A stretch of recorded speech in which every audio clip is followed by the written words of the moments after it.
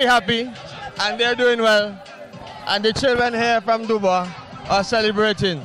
Tell us, coach, you don't have a playing field in Dubois and yet you are able to prepare these students. Is it that if you had the access to the equipment, like the high jump equipment and so on, you figure you would do better? Of course. When I went to Dubois, we have an extra building at the bottom of the school for the persons to know where our school is located. And it took some effort from our past principal to get people in the village to support us and make a small track that we can use.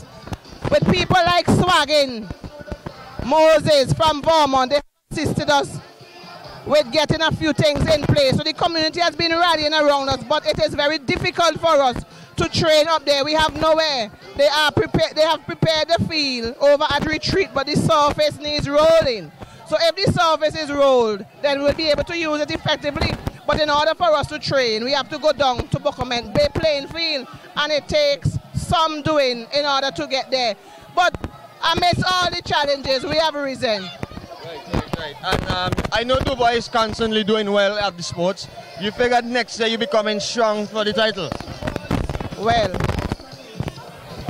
every year is a new year. So when you win it, you celebrate it. We didn't win it. We are okay with that. Next year would be a new year. All right. Once again, congratulations, coach.